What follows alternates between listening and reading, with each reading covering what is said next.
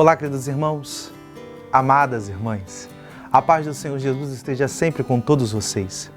Hoje, sexta-feira, dia 8 de maio, estamos na quarta semana do tempo da Páscoa.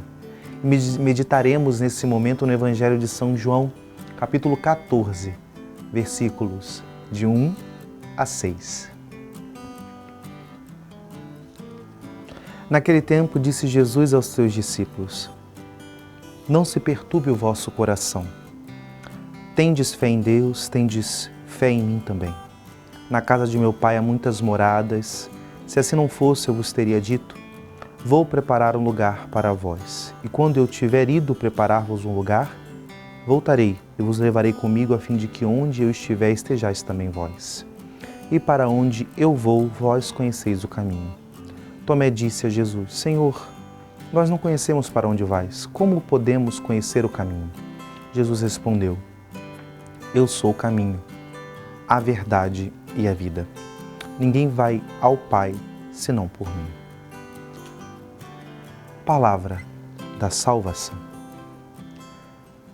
Nós temos esse evangelho hoje, o início do capítulo 14. E esse capítulo 14 também é conhecido como um capítulo de despedida. O capítulo 14, ele já é aquele capítulo que Jesus está no cenáculo com os seus discípulos antes da sua paixão. Então, a partir do capítulo 13, 14, o 15, o 16, nós temos esse panorama ali como se fosse Jesus deixando um testamento, E Jesus toca em muitos temas. E o início do capítulo 14, ele já começa a falar dessa realidade que está bem próxima, iminente, que eles vão experimentar, que é a sua paixão.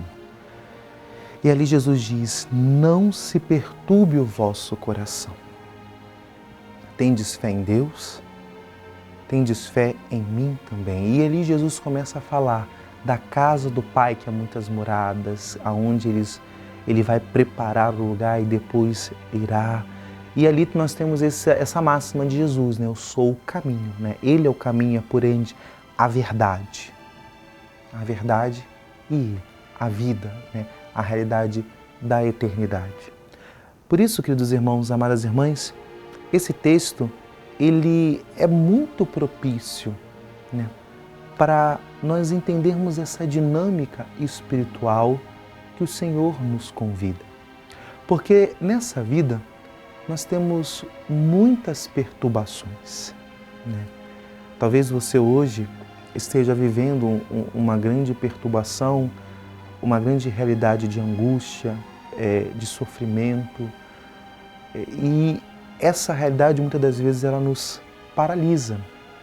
Essa realidade muitas das vezes ela se torna um grande limite para nós. Mas quando nós ouvimos essa palavra, ela vem de encontro a isso. Não se perturbe. Tendes fé em Deus, tende fé. E a fé, ela é o fundamento da esperança. Ela nos ajuda a ir além, a dar sentido, a transcender a realidade das perturbações cotidianas.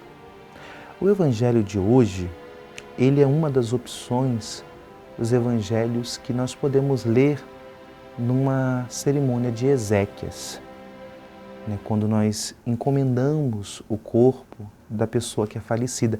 Esse talvez é um dos evangelhos mais famosos nesse momento.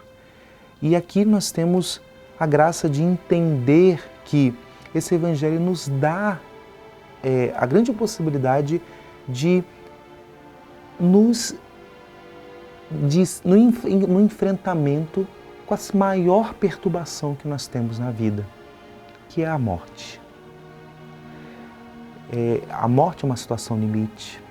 A morte, ela deixa clara a nossa vulnerabilidade, a nossa finitude, a nossa pequenez. E quando nós olhamos esse evangelho, percebemos isso, mas não somente com um olhar, talvez, de que não há mais nada para fazer, como se nós fôssemos somente um ser para a morte. Nós somos um ser para a morte, né? Nós nascemos e a única coisa certa que a gente tem depois que nasce é que um dia que a gente vai morrer. Então, nós não somente não somos isso. Esse Evangelho, ele quer também dizer, sim, há uma perturbação, há a morte, mas não há somente isso. Porque ele foi preparar moradas, porque é uma realidade para além da morte. A morte não é a última palavra, a morte não é o último evento da nossa vida. Há realidades para além, e aquele que é o caminho para isso, aquele que é a verdade, porque se ele disse, é a verdade, a palavra dele é verdade, ele é a vida. Por isso, queridos irmãos, amadas irmãs, nesse dia de hoje, talvez é muito salutar nós entendermos isso, né? Porque a gente vive numa cultura hoje que é uma cultura que nega a morte, uma cultura que a todo instante não se fala de morte, mas a morte é a realidade comum a todos. E Deus nos dá a graça de nos deparar com ela com esperança, de entender que ela não é somente um ponto final, mas ele em vez de ser o ponto final, é um pontinho só, né? Mas para o cristão, a morte é 3 pontinhos, né? Ainda há uma continuação. E ela é em Jesus. Ela é na esperança dele. Nesse tempo também é um bom momento para você que talvez está vivendo um luto e precisa viver esse luto, mas possa renovar e entregar o seu coração dolorido, ferido, de perda, e entender que o luto vivido com o Senhor, ele ganha um sentido, ele pode ser renovado, ele pode ser um grande momento de crescimento humano e espiritual. E também rezemos por aqueles que já partiram desta vida, que eles também possam ser alcançados pela Páscoa de Jesus Cristo. Que Deus te abençoe. Em nome do Pai, e do Filho, e do Espírito Santo. Amém.